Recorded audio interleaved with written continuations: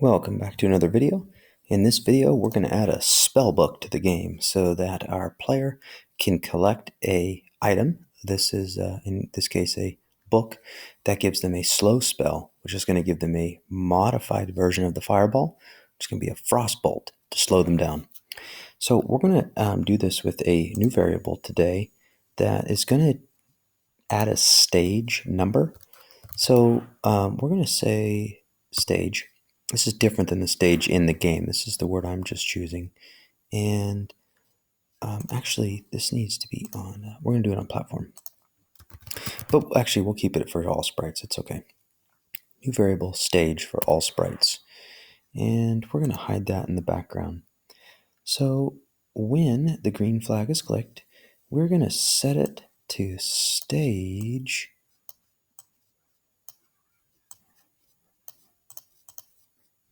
1. Right now we start on level 1. We'll add a game screen later. But when green flag is clicked, set stage to 1. Every time it switches a costume, we're going to change the stage by 1 and then stop that script. Okay? So that way it allows it to be run again. Once it reissues the next platform broadcast, it will change it again. So actually, let's turn this back on, check the stage box so we can see it. And let's see what that looks like. So we can't collect the book or anything. It's just there. We're on stage 1. When we switch to the next platform, it's going to say we're on stage 2. When we run to the next stage, now we're on stage 3. You see I did a little bit of work on my levels. We died. Okay, that's working though. That's good. And this 0.5 seconds might need to be adjusted, but it's working. What we're going to do is say for our spell book, now that we have this thing letting the game know what stages we're on, we can uncheck that. We know it works. We're going to say that hide this spell book when the game begins.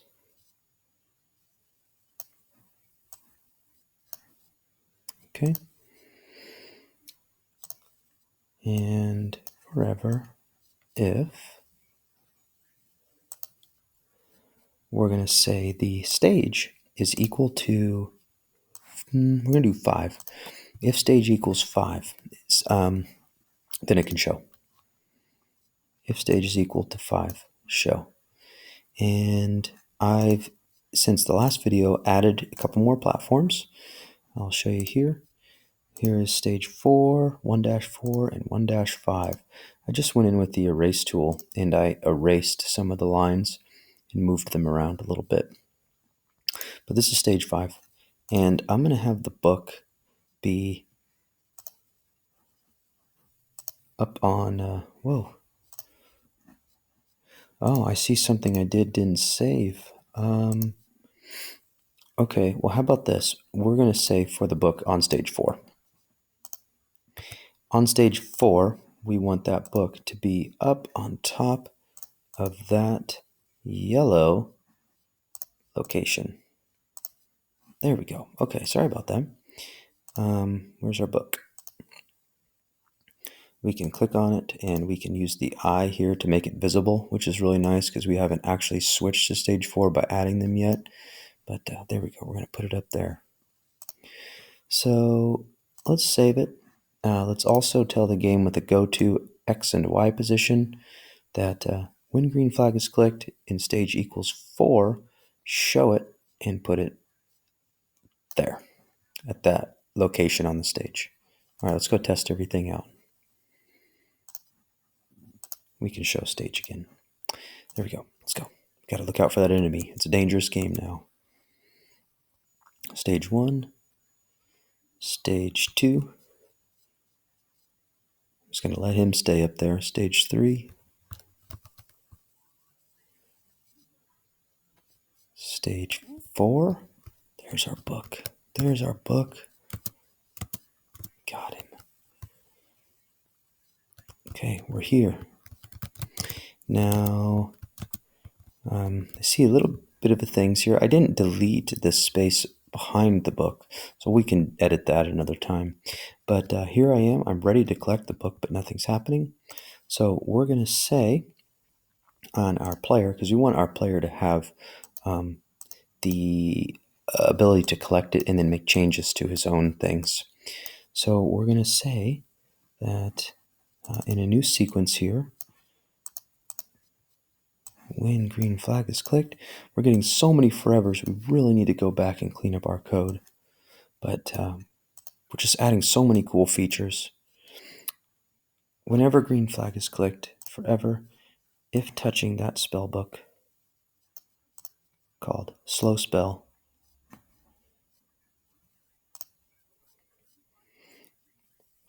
it's going to broadcast a message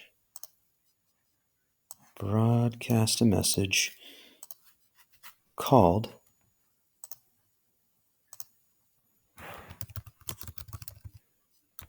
we'll say Frostbolt.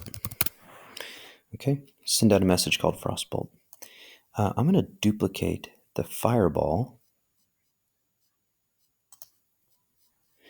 and rename it to Frostbolt. I'm also going to go to the spellbook and make a green flag. We'll probably redo a lot of this code with wait untils and more broadcast messages so they're not always checking the forever loop. That's really important to create a game that runs more efficiently on Scratch. But we need this book to hide once it's been collected. It's hidden until we're on stage 4. We can collect it. It's visible. But once our player has touched it, it should hide. So if touching the player, hide. We could have probably also broadcasted our message for Frostbolt here. But now that we have that, pause the video if you need to there. On the slow spell book, the code there. Let's go change the skin. And we're going to get a gradient tool again, because I think that looks really nice with these spells. We'll go get a couple of blues. These aren't very different. So let me just get that adjusted so we have a little variation. Then we'll swap the gradient design a little. I like the fireball better, but I think that's going to work.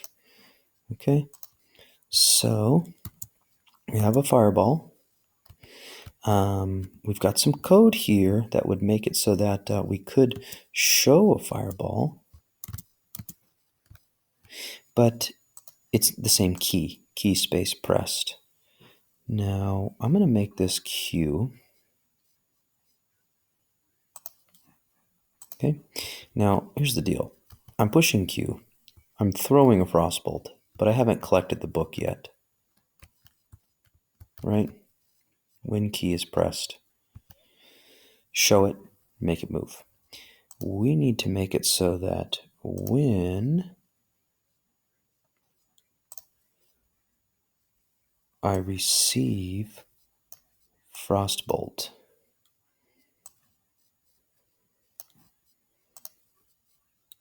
we're going to say wait until we push the Q key. Wait until Q is pressed, then show. Okay, so here we are in the game. I push spacebar. I can throw fireballs. I'm pushing Q. Nothing's happening. Okay, so we're going to keep running. Oh, those forever loops, those are going to start to cause a problem. It lagged there, and he got me. Oh, he got me again. What are the chances of that he spawned so quickly? I'm going to leave him alone for a moment. He is very dangerous. Okay, let's just run on along. So I can throw fireballs, pushing Q, but nothing's happening. Okay, still pushing Q, nothing's happening. There's our spellbook. Let's go get it. Oh, that's so scary. Whew. Okay, we got the spell book. Now it's activated. I can push Q. Yes, it worked. Now, I pushed Q and it's gone again. So it needed to have rebroadcasted that spell. So let's come back up here. Let's eliminate him. I got it. It's collected again. You can throw it once. Once it hid, it stays hidden. So I think if we put this inside of a forever, it's going to kind of defeat our purpose there. Oh, but see, now it's showing too. You know what? We need to click green flag again. Let's go back. Let's try this again now. Oh, scary monster. Oh, he got us. We're getting beat by our own game. That happens, doesn't it? Well, that's how you know you got a good game, I think. Oh, at least sometimes. Okay. I was trying to multitask and also switch to Frostbolt. Sprite. Okay, here we go. Let's look out for our enemy. Pushing Q, nothing happens. Okay. Still can't do it. Oh no, we fell. We're making so many mistakes. Let's see if we can get our player up. We just got to drag him a little. Okay. All right, we're back. Back. Let's not fail now. Let's not fail now. No pressure. Pressure's on. Take him out with a couple fireballs. Okay, got it. We can throw it, and we can throw more than one. So it is working now. That came back because we are still on stage 4, and we told it to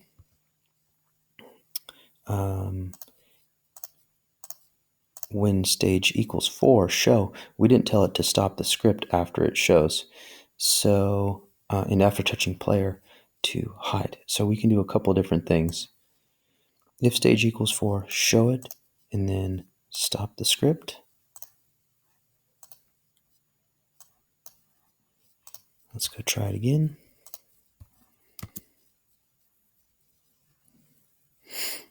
Lots of work in this video. Trial and error. Trial and error. Oh boy. Next video, we're going to really need to work on those forever loops because it is causing some major lag in gameplay performance. Okay, I haven't been able to push Q for Frostbolt yet, but hopefully now we can. There we go. All right, it's working. Now, the only thing is, it's not anything different than the fireball. So we'll need to adjust here and say that maybe instead of it doing the 50% damage,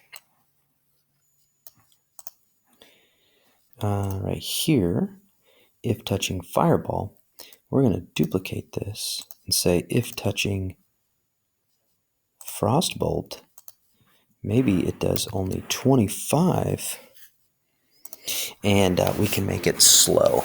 So we can say that in another video. I think this video is getting too long now. Let's see, how long are we? We're at 15 minutes. I'm going to need to work on condensing this video down. But we worked through a lot of different problems on this video to see that it was successful, but it did work. It is working. We do have a fireball ability, and we do have a frostbolt ability. We're going to need to probably, when our enemy spawns, give it a little bit more of a predictable position, perhaps, so it can't just spawn right on us. It actually has a special place to spawn that is somewhat predictable and allows you a little bit of time. But the game's feeling pretty good. It's getting a little complicated with the code, and our gameplay performance is struggling, but it is moving along pretty good.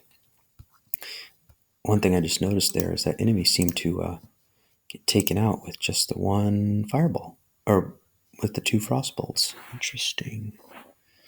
We should try one more time. There's our spell book, which shouldn't be there.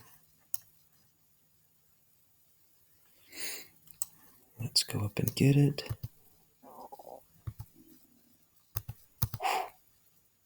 Precision. Here we go. I forgot I already hit him with a fireball, so that's why. There it goes. Okay, we're good. I'm going to stop this video now. We worked through a lot. This video is all over the place, so thanks for sticking it out if you did. I hope you learned something along the way. I know I did too.